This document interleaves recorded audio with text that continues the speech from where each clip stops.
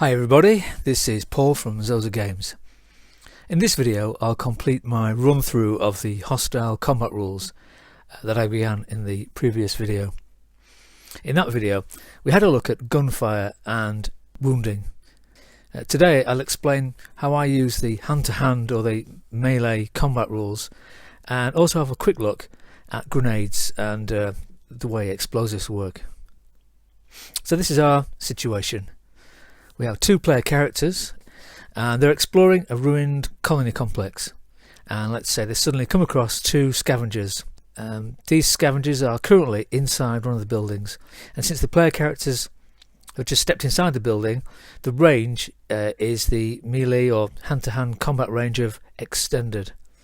Our heroes carry survival knives, which are close range weapons, whilst the scavengers carry long clubs, and these are extended range weapons. So we'll zoom in. So here are the four characters shown all at extended range, the encounter range. Now in the middle of a game I'd never draw this out. This is just for the purposes of the video. So I don't even use miniatures at my table. All of this will be done verbally, be described verbally. So you can see with the figures drawn to scale how the player characters with their knives are at a visible disadvantage.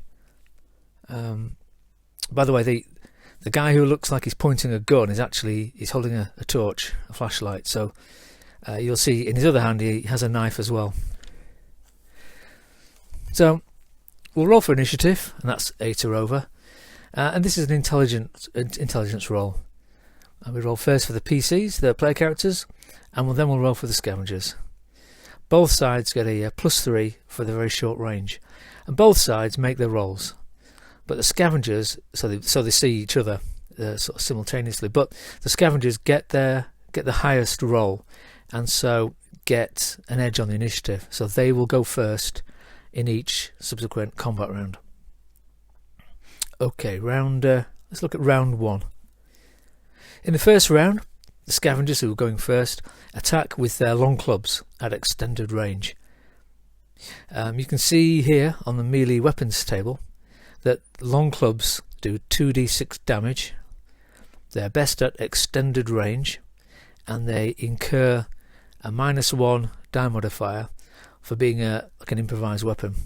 So we roll 2 dice, and we roll a 6 for the first scavenger. Now that's a miss. And the second scavenger, we roll a 9, which is a hit. So he inflicts 2d6 damage on player character number 2, who's wounded. But he doesn't have his endurance reduced down to 0. So he's wounded, but he's not down and injured. So he took a blow, but he must have fended some of that off. Now it's the player character's turn to attack. And both the player characters attempt to move into close range so that they don't get the penalty of -1 for fighting with their daggers, which is at a range unsuitable for the weapon that they're using. Player character 1 fails his roll with a 4. Maybe he's still reeling from the blow he received from the club. Player character 2 succeeds with a roll of 12 and moves into close range for his attack, so succeeds in moving in. So this is a combat roll made not to attack but to move, to change range as a precursor to their attack roll. And player character 2 has succeeded in that. So you can see on the weapon table, if we go back to that a knife gains a +1 bonus to hit in combat, but that its optimum range is close range. So let's roll both of their attacks. So player character 1, he is still at a disadvantage. He's got a -1 for range. We're going to assume that all the skills in this situation are at 0, so no penalty, no bonus there. So no bonus of skill, and a +1 bonus for the knife. So that's a total modifier of 0. He rolls 2 dice, and we get a 6. It's not high enough. So he slashes out at the scavenger that hit him with a club, but he misses. Player character 2 is more successful. He rolls 11 plus 1, so that's a 12. So that nets him an effect of 4 points. He rolls over the required roll, the target of 8 by 4 points. So that will add to the damage roll of the knife to inflict a total of 9 points of damage. So that's enough to drop Scavenger number 2 for 3 combat rounds as he contends with the huge knife cut that's in his arm, let's say. Now it's the second round and the turn of the Scavengers again. Scavenger 2 is out of the fight for now with the knife wound, so we decide that Scavenger 1 will run away, forfeiting his melee attack and his aimed fire attack, going straight to his non-combat actions, which he's going to take as movement, and he's going to go maximum speed, 18 meters in a round. So he's going to sprint away from the player characters, round the corner and out of sight. So that's the end of the combat for now, unless the player characters feel like chasing, in which in this situation I doubt they would. So that's how I run melee combat, and you may have noticed that it's slightly different from the rules as written on page 92, where it states the player characters get to act, then the non-player character squad members, and finally the enemy. However, when I play at the table, whichever side wins the initiative gets to go first each round in this particular encounter, and that really was the whole intent of the initiative rules after all. I received an interesting question in the last video, making the comment that handguns should really be able to play a part in melee combat. After all, they argued, this is the primary role of any pistol. It's not used for long-range target shooting, it's used for close-in self-defense. And I thought that was a very good point. So there are no rules for that situation in the game, probably not in quite a few role-playing games, I would have thought. But I would rule quite simply that if a character has a pistol in his hand and melee combat begins, the shooter should simply make a gun combat roll to get a shot in. So, and this is, I would add the dexterity modifier into this as well. And if successful, he can then go on to make an immediate aimed fire shot at his opponent. And obviously you wouldn't include things like an aiming bonus or anything like that. This is a snapshot. So let's say that player character 2 doesn't have a torch, he actually has a pistol. Instead of trying to close the range to get into close range with his dagger, he would simply make a gun combat roll, not to close the range, but to bring up his gun and use that in self-defense. If failed, he'd then have to respond with his fists or use the gun or the knife. If he succeeded, then he gets to shoot Scavenger 2. I don't know if you'd allow the use of a pistol at close range. It sounds reasonable to me. Or is that just too close? Extended is, you're talking about up to 3 meters away, which sounds reasonable. Close is 1.5 meters, 1 meter, so you're actually touching, physically touching. But then you see that in Hollywood movies where two characters are locked together. One's desperately trying to get the gun to get the gun in the bad guy's face to shoot him.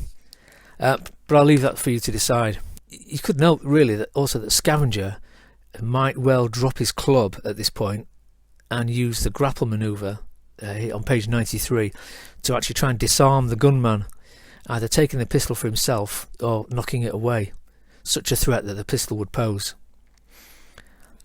Another commentator in the last video asked about grenades, so I will talk about grenades in the last part of this video.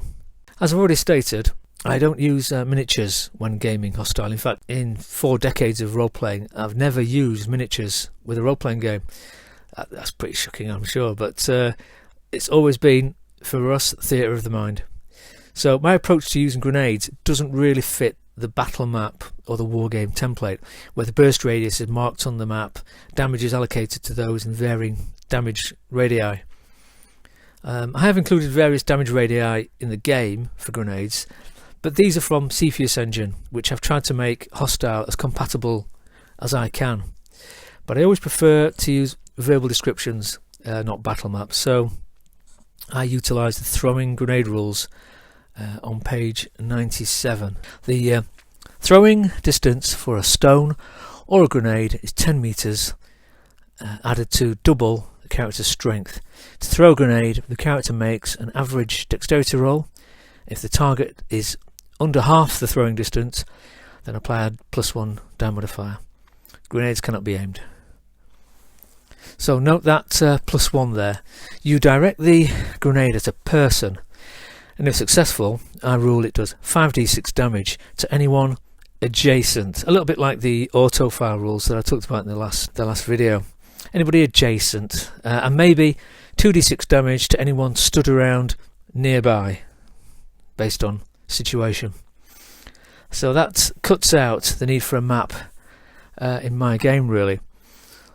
What if the grenade throw is failed? Now, I'm the kind of referee who likes a lot of action and mayhem, so I would rule the grenade does not hit the target, but instead goes somewhere nearby, often the worst possible place, towards a fuel truck or an airlock, towards a vital piece of machinery or a key exit corridor, a fire extinguisher, something like that. Or I'd roll a d6 and see what object or structure it might hit in the vicinity, based on what's around in the area. Alternatively, if you want to use the burst radius and a battle map, then the numbers are there for you to use if you need them, so it's a bit of flexibility there. We do give victims of a grenade blast a chance, though. Well, I usually give player characters a chance. On page 96 is a rule covering explosive burst radius, and this is essentially a 10 or over saving throw on 2d6 to hit the deck or dive into cover if you see the grenade landing near you. So this just adds a bit more player interaction rather than leave the fate of the player characters entirely up to an opponent's random roll.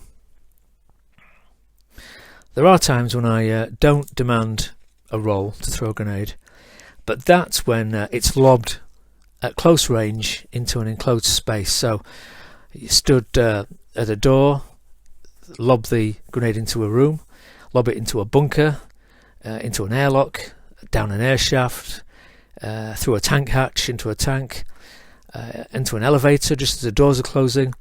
It's automatic, just lob it in there, that kind of thing. So in that case, there's going to be no need to throw the grenade accurately. It's going to go straight in there, and everybody in there will not get a saving throw. It's a small contained area. This is what grenades were used for, what were designed for. So everyone in the enclosed space would take full damage automatically. That's the way I'd rule it anyway. Okay, so I hope that covers some of the other aspects of Hostile's combat rules. As you can see, my own personal role-playing style does vary slightly from the rules as written. It does deviate a little bit here and there. I don't know if you run the rules as written. Don't know if it'd be interesting to know what tweaks you've made yourself, how it comes out in play. Leave your comments down below if you have any add-on rules there. Until next time, this is Paul from Zozer Games.